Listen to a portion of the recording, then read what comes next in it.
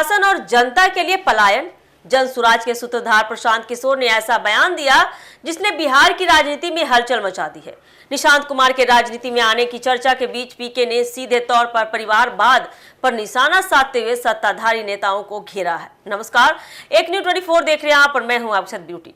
बिहार की राजनीति में इन दिनों हलचल तेज है। मुख्यमंत्री नीतीश कुमार के बेटे निशांत कुमार के राजनीति में सक्रिय होने की चर्चाओं के बीच बता दें, जन सुराज अभियान के सूत्रधार प्रशांत किशोर ने बड़ा सियासी हमला कर दिया है। उन्होंने कहा कि बिहार की राजनीति लंबे समय से परिवारवाद की गिरफ्त में है, जहां नेता अपने बच्चों के लिए सत्ता का रास्ता तैयार करते हैं, जबकि आम जनता को बेहतर भविष्य की बजाय पलायन करने पर मजबूर होना पड़ता है। प्रशांत किशोर ने कहा कि राज्य की राजनीति में दशकों से यही परंपरा चली आ रही है। सत्ता में बैठे नेता अपने परिवार और करीबी लोगों को आगे बढ़ाने में लगे रहते हैं, लेकिन आम लोगों की समस्याओं की ओर कोई ध्यान नहीं देता। उनका इतना कहना था कि बिहार के लाखों युवा रोजगार की तलाश में दूसरे राज्यों की ओर पलायन करते हैं, जबकि यहाँ की राजनीति परिवारों के इर्द गिर्द ही घूमती रहती है। उन्होंने बिना नाम लिए कई बड़े राजनीतिक दलों पर भी तंज कसा।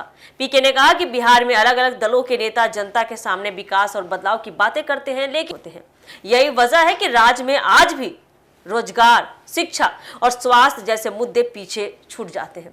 प्रशांत किशोर ने यह भी कहा कि अगर बिहार को सच में बदलना है तो राजनीति की इस पुरानी परंपरा को, पुरानी सोच को बदलना होगा। उन्होंने जनता से अपील करते हुए कहा है कि अब समय आ गया है कि लोग परिवारवाद की राजनीति को पहचाने और उन नेताओं को चुने जो राज्य के विकास के लिए ईमानदारी से काम करना चाहते हैं।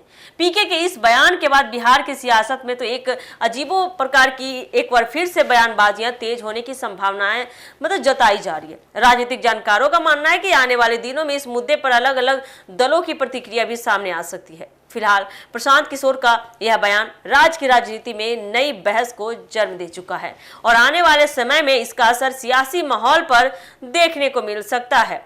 बाकी आपको भी लगता है कि पीके का इतना बड़ा बयान किस नेता के लिए, आखिर परिवारवाद की बातें वो किस पे तंज कस रहे हैं?